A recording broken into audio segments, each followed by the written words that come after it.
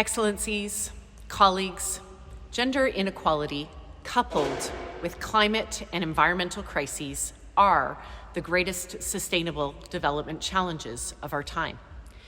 Recognizing the critical role of women and girls as agents of change for sustainable development, the 66th session of the Commission on the Status of Women this year examined this as its priority theme, achieving gender equality and the empowerment of women in the context of climate change, environmental, and disaster risk reduction policies and programs.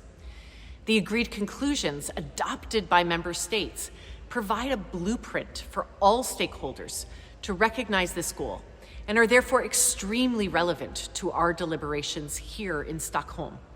Member states recognize with concern the disproportionate impacts of climate change, environmental degradation, and disasters on all women and girls.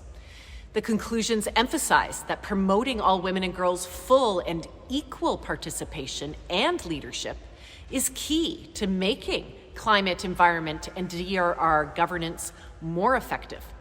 Governments committed to integrate gender perspectives into the design, the funding, the implementation, the monitoring, and evaluation of programs and policies.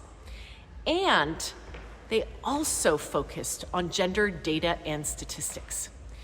Building the resilience of women and girls and women's organizations to anticipate and cope with climate and environmental crises and disasters was recognized as fundamental.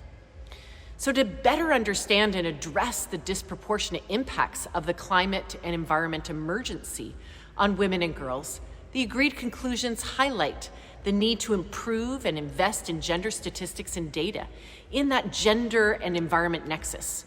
For the necessary information to take place, governments agreed that we must increase financing for gender-responsive climate, environmental, and disaster risk initiatives and support women's organizations, enterprises, and cooperatives.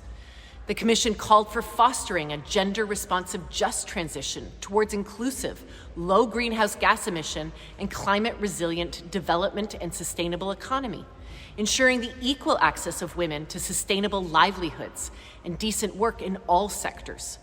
Finally, the Commission emphasized strengthening normative, legal, and regulatory frameworks to fulfill existing commitments under the Rio Conventions, the Paris Agreement, the Glasgow Climate Pact, and the Sendai Framework for Disaster Risk Reduction, taking into account their gender action plans. UN Women supports women and girls to become effective and powerful leaders and actors for sustainable development, including through the Multi-Stakeholder Action Coalition on Feminist Action for Climate Justice, which we convene. We look forward to working with you all to ensure the effective implementation of the outcomes of CSW 66 as we take forward the ambition of Stockholm Plus 50 towards a healthy and sustainable future for all people and the planet. Thank you so much.